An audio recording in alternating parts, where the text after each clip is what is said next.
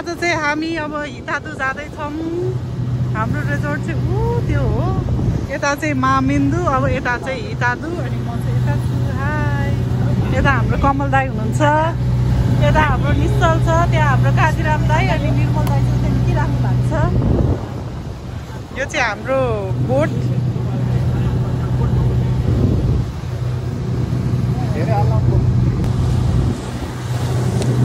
म चाहिँ first time जान्ला हो हितादु है। छाल पनि आउँदैछ।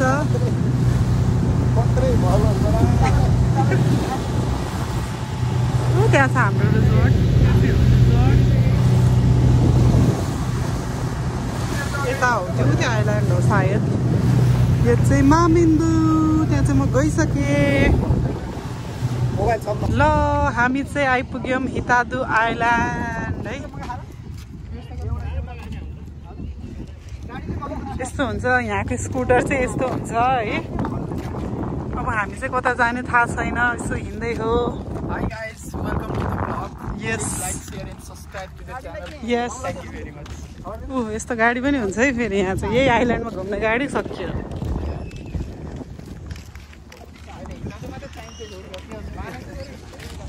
मामिन्दु त सानो त छ।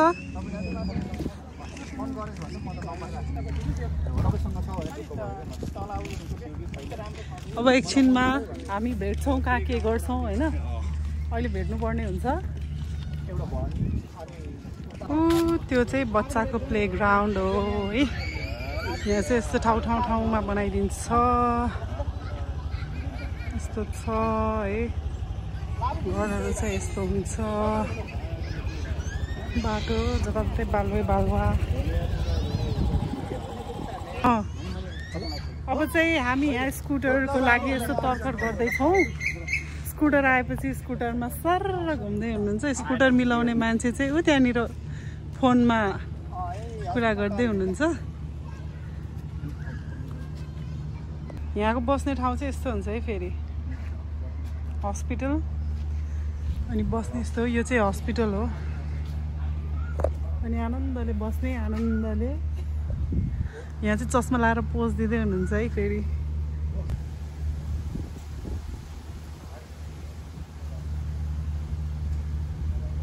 सो हामी चाहिँ यहाँको स्नो ड्रप होइन भन्ने रेस्टुरेन्टमा आएको छौँ। सबै नेपाली हुनुहुन्छ। अनि हाम्रो दाइ चाहिँ फेरि ओभर गफ हान्नुहुन्छ। ल ओरेन्ज जुस आयो। अब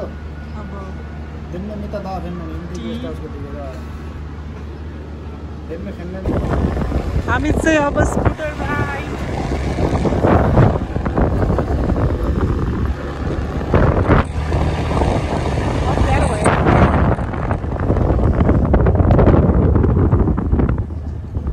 बाटो त थाहा छ नि तपाईँलाई।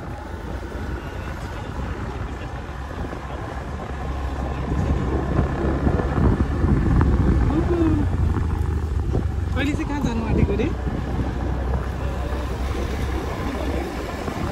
कुडी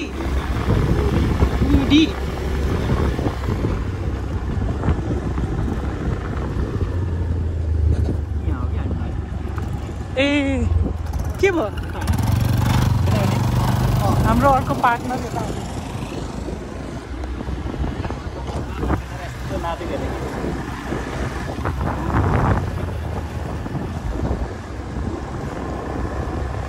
रमाइलो हुन्छ रहेछ स्कुटरमा जाँदा।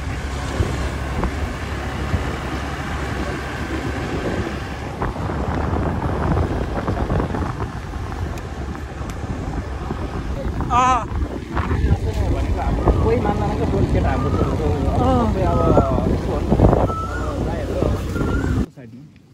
म्याङ्ग्रोभ भएको अर्को साइडमा होइन उतै जाने हो खोला जस्तो है। यो चाहिँ क्र्याब है।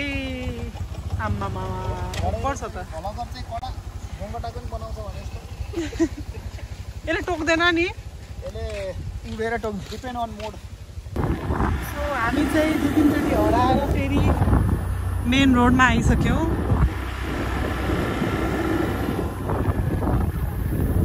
हाम्रो टिममेटहरू चाहिँ अगाडि हुनुहुन्छ।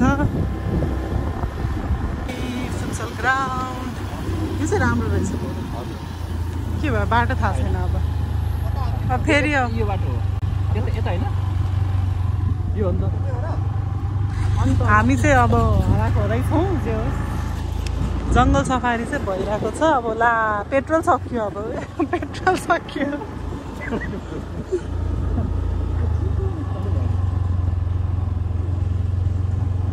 पेट्रोल सक्यो भयो केही देखिँदै देखेन मान्छे मात्रै देखेँ लाइट अन गर्न मिल्दैन चाहिँ हामी खान्छौँ मल्दिबेनको हुन्छ नि एउटा यहाँको ल अब चाहिँ यो चाहिँ नुडल्स रे है हो माई गॉड मैले हैन नि मैले यो देखेर यस्तो गरेको के नुडल्स सबमरिन सेम हामीले जनाको छ घर गएन अब हामीले चाहिँ खाइसक्यौँ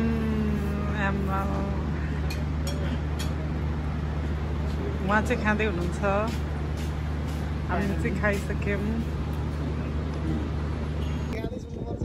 मान्छे कति भयानक हुन्छ जो सत्य पनि बोल्न सक्छ क्या भयो मान्छे कति भयानक हुन्छ जो अब चाहिँ हामी फर्किन आँटेको यो पछाडिको चाहिँ हाम्रो बोट हो बोट जाने लग्जरियस बोट अब बोट जाने टाइम आधी घन्टा बाँकी छ नि हामी चाहिँ यसरी बाटोमा बसिरहेको छौँ यसरी साँच्चै युट्युबमा हाल्नुहुन्छ दिदी अँ खुसी पनि भयो वाह वाह म केही हारेन तर ऊ सबथोक जितेकोमा प्रफुल्ल छ दम्ब हो वा उत्सुकता ऊ ढोल पिटिरहेको छ म ढुङ्गा जस्तै मौन छु ऊ सुन्दरताले उन्मत्त छ त्यो बाहिरी सुन्दरताले म भित्री सुन्दरता हेर्ने आँखाले पूर्ण छु ऊ भन्छ आकाश इङ्ग्लिसमा लेखेर दिए त ऊ भन्छ आकाश म भन्छु बादलहरूको सङ्ग्राम ऊ भन्छ हावा म भन्छु प्राण ऊ भन्छ बिछोड म भन्छु नयाँ सुरुवात सब थोक त्यागेर एक थोकका लागि किन दौडिनु म एक थोक सबै थोकबाट लिने भने किन चाहियो मलाई एक थोक किन चाहियो सब थोक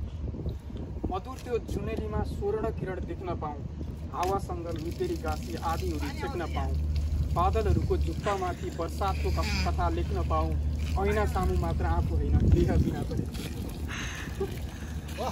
अन्जुलीमा प्राण होस् मेरो मुक्ति पार्न नसकोस् अन्जुलीमा प्राण होस् मेरो मुक्ति पार्न नपरोस् मर्न परोस् बरु एकैपटक मर्दै बाँच्न नपरोस् आँखा हो तिमी म आँसु बन्न सकौँ खस्नै परे केही कारणले तिमीले गर्दा खस्नु परोस् अन्जान भविष्यको जाने चाहिँ चिन्ता थाहा छ एक दिन जाने हो नाङ्गै तर सबै थोक लाग्ने झै छ रमिता कसैलाई यहाँ लाखौँको औषधिले जीवन जिउनु छ कसैलाई त्यही 10 रुपियाँको विषले जीवन त्याग्नु छ बुझी नसक्नुको जीवन लीला भित्र अनेकौँ दुःख कष्ट र सङ्घर्ष त गर्नु छ न पाउनु छ न गुमाउनु छ मात्र एक दिन जलेर खरानी भन्नु छ